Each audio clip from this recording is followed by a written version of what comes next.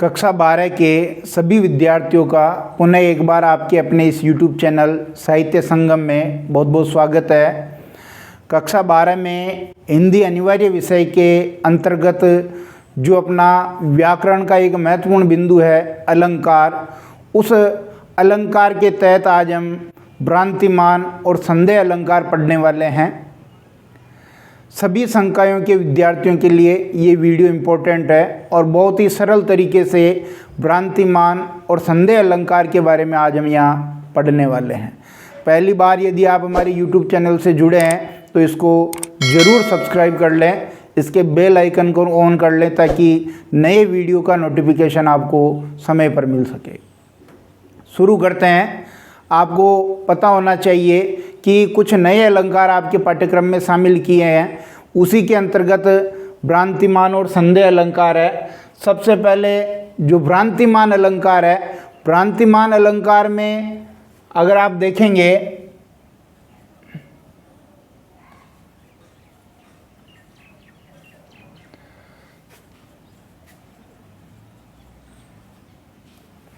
भ्रांतिमान अलंकार, इस भ्रांतिमान अलंकार में ब्रह्म की स्थिति होती है। भ्रांतिमान अलंकार में ब्रह्म की स्थिति होती है और ये ब्रह्म जो है निश्चयात्मक होता है, यानी बाद में ये दूर हो जाता है। जब भी हम उपमेय में उपमान का भ्रम करते हैं, यानी भूलवश हम उपमेय को उपमान समझ लेते हैं, लेकिन बाद में वो भ्रम अपना दूर हो जाता है। समझिए यहाँ कि उपमेय और उपमान क्या है। उपमेय और उपमान, अगर आपने उपमा अलंकार ढंग से पढ़ा है तो ये समझ में आ जाएगा। उपमेय हम प्रस्तुत वस्तु को कहते हैं और उपमान अप्रस्तुत वस्तु को कहते हैं। उपमेय की तुलना उपमान से की जाती है उपमा अलंकार में, पर यहाँ पर अलग आपके होगा कि उपमेय में उपमान का भ्रम किया जा रहा है। उपमेय में उपमान का भ्रम किया जा रहा है और भूलवश ये भ्रम हो रहा है, इसलिए यहाँ पर भ्रांतिमान अलंकार होगा। समझ लीजिए क्या जरूरी है। सबसे पहले सादृश्यता, समानता जरूरी है, अर्थात कोई ऐसी समानता होगी, सादृश्यता होगी जिसके कारण हम उपमेय में उपमान का भ्रम कर रहे हैं। ये भ्रम भूलवश हो रहा है। अब ध्यान दीजिए, उपमेय और उपमान में सादृश्यता या समानता के कारण ये भ्रम हो रहा है, लेकिन जो दूसरा बिंदु है अपना वो है उपमेय में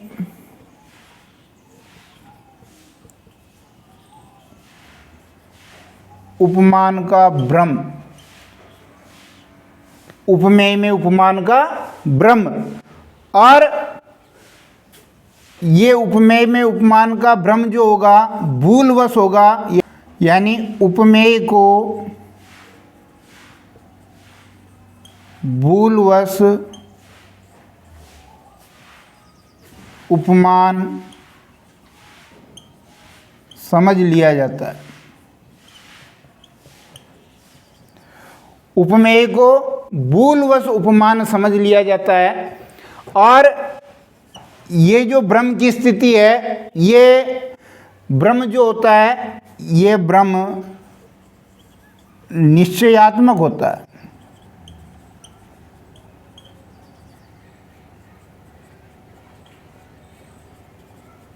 कहने का मतलब है भ्रांतिमान अलंकार में उपमेय पर जो उपमान का भ्रम किया जा रहा है ये निश्चयात्मक होता है, यानी बाद में अपने को पता चल जाता है कि ये वास्तव में वास्तविक चीज़ क्या है।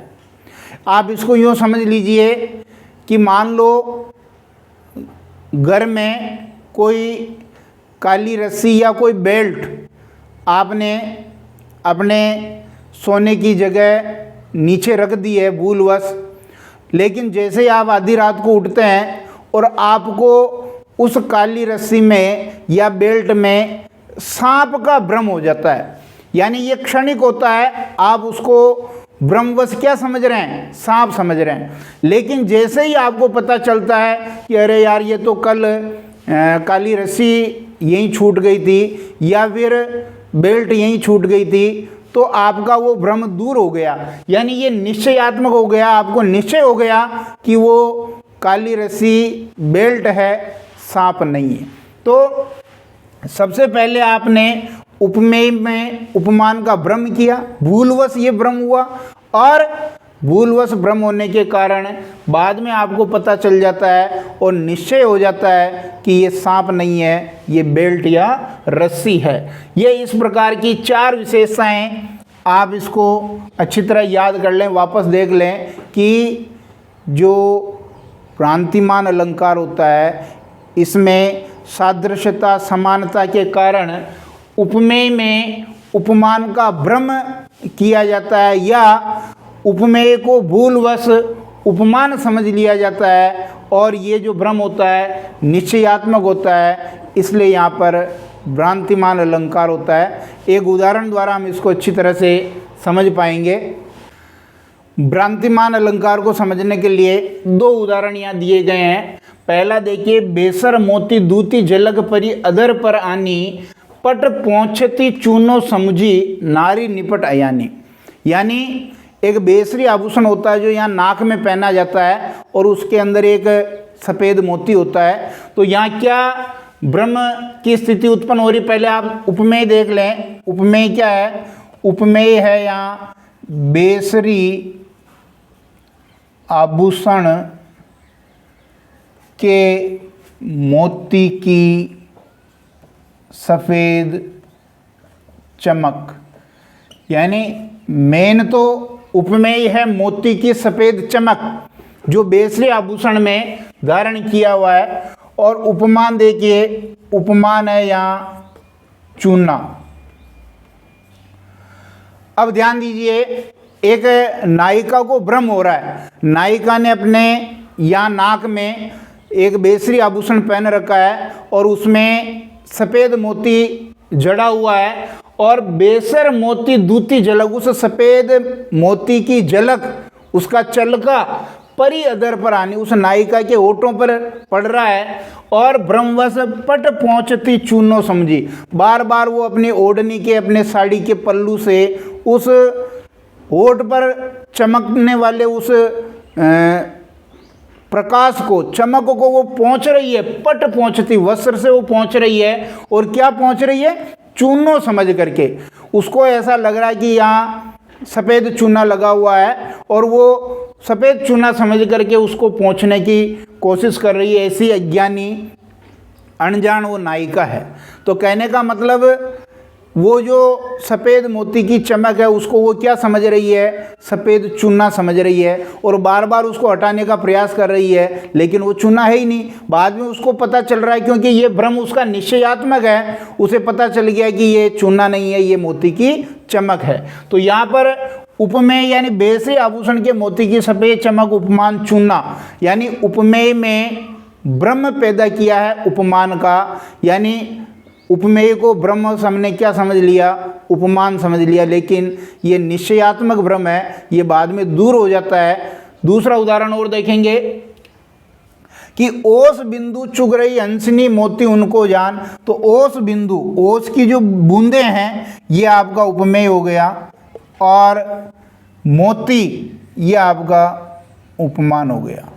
तो क्या कहना चाह रहा कवि यहाँ, ओस बिंदु चुग रही हंसनी, जो हंसनी पक्षी है वो सुबह सुबह ओस की जो बूंदें हैं उनको मोती समझ करके चुग रही है। यानी कहने का भाव, ओस की बूंदों में भ्रम किया गया है मोती का, उपमेय में भ्रम किया गया उपमान को, ओस की बूंदों को ब्रह्मवश उपमान समझ लिया गया है, मोती समझ लिया गया है। लेकिन उस हंसनी को जैसे ही वो मुंह में वो ओस की बूंदें ले रही है, उसे पता चल गया, उसका निश्चयात्मक भ्रम है, उसे ये क्लियर हो गया कि ये मोती नहीं है, ये वास्तव में ओस की बूंदें हैं। लेकिन ये थोड़ी देर के लिए ये भ्रम रहा, तो यहाँ पर आपका भ्रांतिमान अलंकार हो जाएगा कि वो हंसनी ब्रह्मवश ओस की बूंदों को मोती समझ करके चुग रही है, लेकिन जैसे ही वो चोंच में लेती है उसे पता चल जाता है कि ये मोती नहीं है, ये उसकी बूंदें हैं। तो निश्चयात्मक भ्रम होता है, ये भ्रम जल्दी ही दूर हो जाता है, ये भ्रांतिमान अलंकार। अब हम संदेह अलंकार देख लेते हैं। संदेह अलंकार में क्या स्थिति है। संदेह जो अलंकार है, इस संदेह अलंकार में सीधा सा इसका अर्थ होगा संदेह या संभावना। ध्यान दीजिए, इसमें भी उपमेय होगा, उपमान होगा। जैसा भ्रांतिमान अलंकार में था ऐसा इसमें भी होगा, उपमेय होगा, उपमान होगा। और इस उपमेय में उपमान का संदेह किया जाएगा। उपमेय में उपमान का संदेह या संभावना व्यक्त की जाएगी। और ये सब भी होगा सादृश्यता समानता के कारण। कुछ गुण ऐसे होंगे जो उपमेय और उपमान में एक जैसे हैं। सादृश्यता समानता के कारण उपमेय में उपमान का संदेह या संभावना व्यक्त की जाएगी और ये निश्चयात्मक नहीं होगी। भ्रांतिमान में ये निश्चयात्मक था, लेकिन यहाँ पर ये निश्चयात्मक नहीं है, यानी अनिश्चय की स्थिति अंत तक बनी रहेगी। तो यहाँ अपन देख लेते हैं। सबसे पहली चीज़, इसमें भी सादृश्यता या समानता होगी, सादृश्यता या समानता होगी। और ये सादृश्यता समानता किस में होगी, यानी जो आपका उपमेय है, उपमेय में उपमान की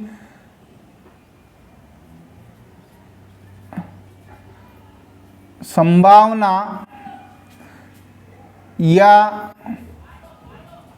संदेह प्रकट किया जाए,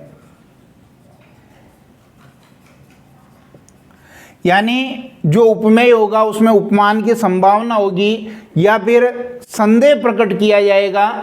और ये जो संदेह या संभावना होगी ये निश्चयात्मक नहीं होगी।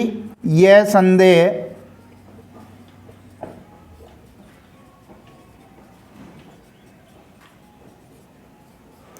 निश्चयात्मक नहीं होता है,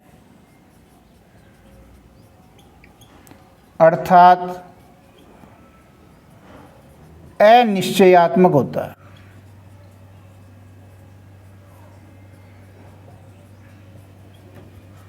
यानी अंत तक वो जो संदेह है अपना दूर नहीं होता है। वापस समझ लें, संदेह अलंकार में उपमेय होता है, उपमान होता है, लेकिन सादृश्यता के कारण उपमेय में उपमान का संदेह व्यक्त किया जाता है। और ये जो संदेह होता है ये निश्चयात्मक नहीं होता है, यानी अनिश्चयात्मक होता है। अंत तक ये संदेह दूर नहीं होता है। इसमें आपको कुछ जो शब्द है वो याद कर लेने हैं। वाचक शब्द हैं इसके, वो वाचक शब्द आपको ध्यान होने चाहिए, बहुत ही इम्पोर्टेंट है और ये पहचानने का तरीका है। वाचक शब्द देखिए, की आएगा, केंदो आएगा, ऐसे ही किंदो आएगा, और ऐसे ही अथवा आएगा, अथवा, और फिर या। ये सब वाचक शब्द हैं और ये उस अलंकार को पहचानने में बहुत मदद करेंगे। जहाँ जहाँ ये शब्द आ जाएंगे वहाँ वहाँ आपका संदेह अलंकार होगा। भ्रांतिमान और संदेह अलंकार को अलग करने का ये सबसे बढ़िया तरीका है। उदाहरण के द्वारा हम इसको समझ लेते हैं। इन दो उदाहरणों के द्वारा आप इस संदेह अलंकार को अच्छी तरह समझ पाएंगे कि यह है सरस ओस की बूंदे, यह है मंजुल मोती। सबसे पहले देख लीजिए, जो ओस की बूंद है ये क्या है, उपमेय है, और जो मोती है ये उपमान है। तो इस उपमेय में इस उपमान का संदेह प्रकट किया जा रहा है, संदेह व्यक्त किया जा रहा है। और इसमें ये शब्द आ गया आपके योजक शब्द या। तो जैसे ही या नजर आएगा हम संदेह अलंकार कर देंगे। क्या कहा देखिए, यह है सरस ओस की बूंदे, ये रस से भरी हुई सुंदर ओस की बूंदे हैं, या मंजुल कहते हैं सुंदर मोती हैं। ये या ओस की बूंदे हैं या मोती हैं, कंफर्म नहीं हो पा रहा है।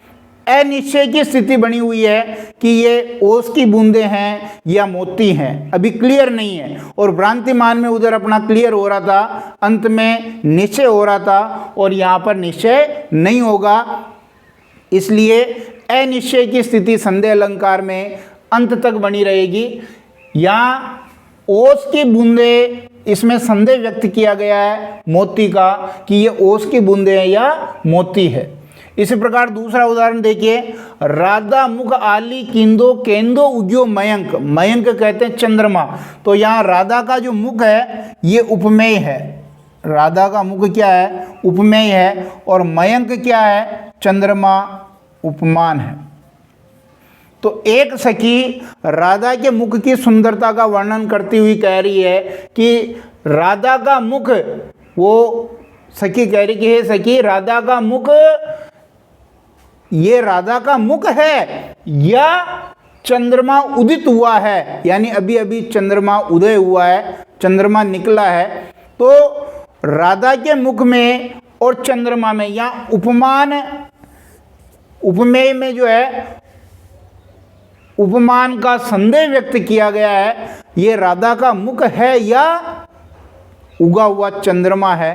तो दोनों में क्लियरिटी नहीं है, अंतिम निश्चय पर हम नहीं पहुंच पा रहे हैं, इसलिए यहाँ संदेह अलंकार हो गया कि राधा का मुख है या उगा हुआ चंद्रमा है। सादृश्यता के कारण ऐसा हो रहा है क्योंकि दोनों ही सुंदर है इसलिए, और यहाँ पर भी सादृश्यता के, समानता के कारण ऐसा हो रहा था क्योंकि दोनों ही रस से भरे हुए, दोनों ही सुंदर है, मोती भी सुंदर है और ओस की बूंद भी सुंदर है। तो इस प्रकार जब अनिश्चय की स्थिति अंत तक बनी रहती है, निश्चय नहीं हो पाता है, तो वहाँ पर संदेह अलंकार होता है।